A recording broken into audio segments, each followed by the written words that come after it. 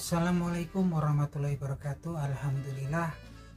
Selamat siang para sedulur yang saya cintai dan semoga dicintai oleh Allah SWT.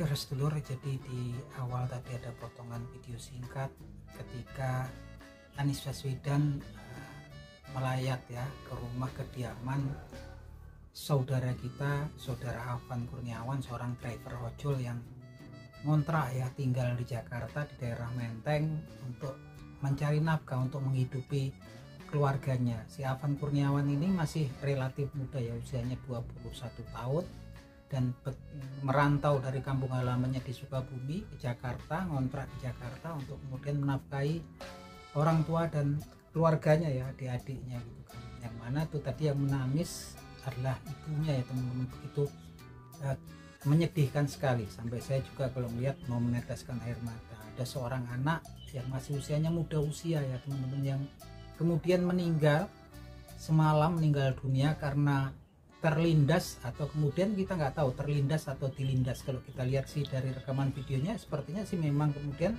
ada kesengajaan untuk melindas ya, karena memang udah tahu ya keberadaan rantis daripada aparat itu kan menunggur ya si Afan Kurniawan ini. Dan pastinya mereka tahu yang ditumbur adalah manusia, adalah orang-orang yang demon.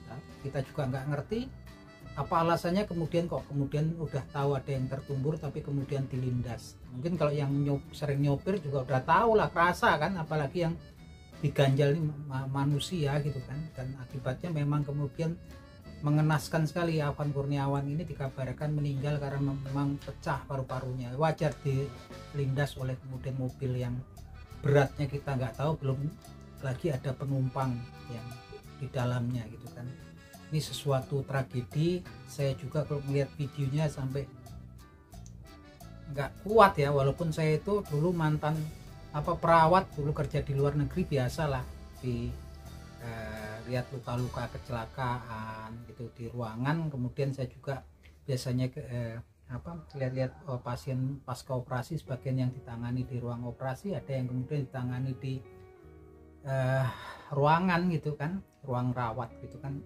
Tapi saya biasa aja. Tapi ketika lihat semalam itu kemudian saya begitu sedihnya ya teman-teman, begitu memilukan gitu kan. Apalagi kemudian kedua orang tuanya yang kemudian mendapati anak kesayangan mereka yang pergi untuk merantau, bukan untuk kemudian mendapatkan gaji yang 3 juta per hari, bukan yang mendapatkan tunjangan beras sampai 10 juta atau 12 juta per hari, dan bukan yang mendapatkan tunjangan rumah sampai 50 juta ya. Beliau adalah seorang ojol yang kemudian juga ngontrak tinggal di Jakarta. Ini sesuatu yang kemudian bahkan ketika kemudian lihat peristiwa dilindas itu, akal sehat saya, akal saya yang terjauh pun, akal saya yang paling liar pun juga nggak bisa memahami gitu kan. Nah ini memang kemudian terjadi di negeri kita bertepatan dengan hari kemerdekaan Indonesia gitu kan, di bulan Agustus ini yang ulang tahun kemerdekaan ke-80 ya. Ini memang semuanya diawali dengan kemarahan masyarakat gitu kan. Saya sadar lah, kalaupun kesalahan masyarakat sampai malam demon, tapi janganlah sampai kemudian korban jiwa seperti itu ya, kesengajaan gitu kan.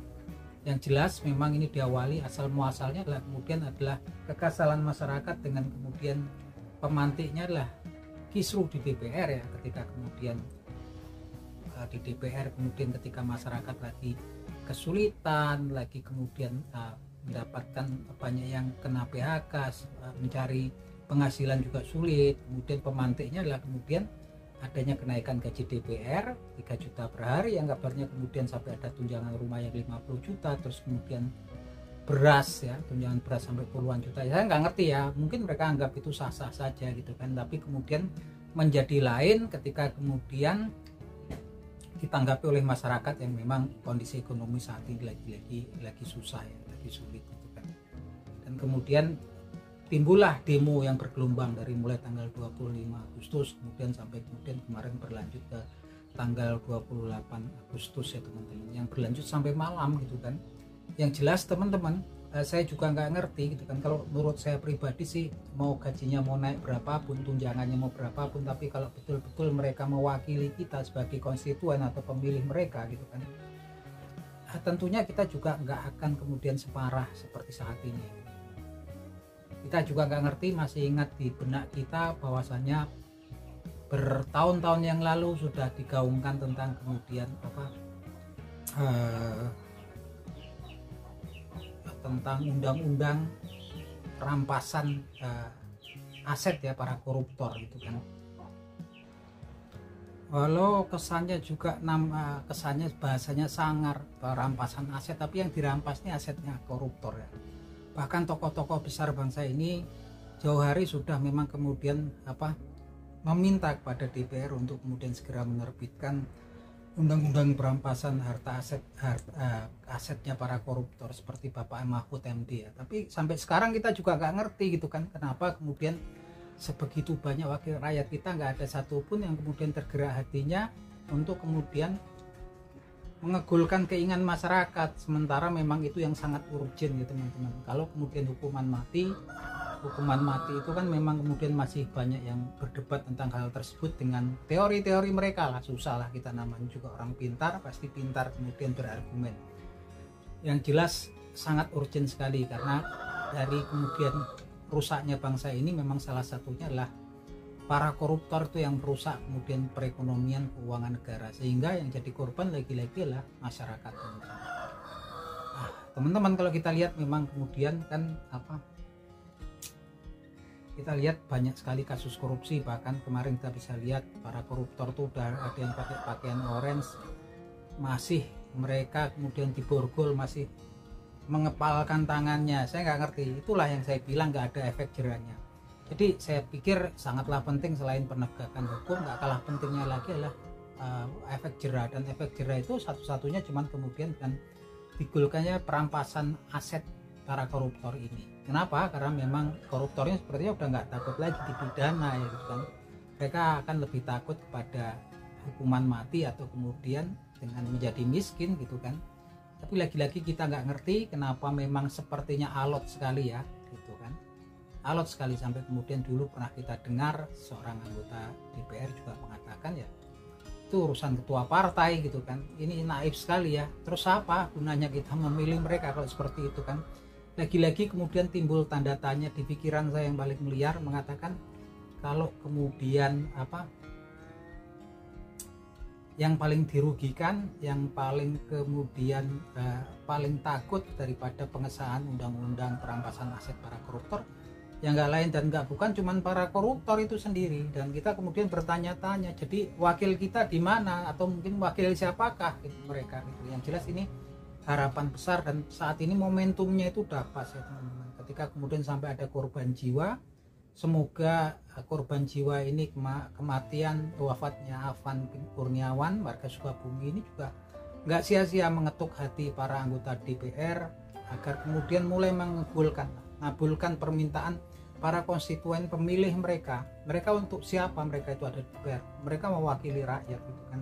Dan banyak tuntutan rakyat, kayak kemarin buruh meminta pembubaran, salah satunya adalah kemudian outsourcing ya teman-teman, kan memang merugikan masyarakat gitu kan.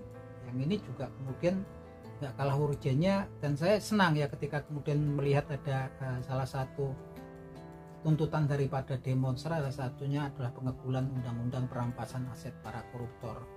Dan jangan sampai kendor, sampai kemudian memang kemudian ini betul-betul diterima gitu kan. Lagi-lagi saya turut prihatin, kita semua semoga kita mendoakan agar saudara kita Afan Kurniawan ini mendapatkan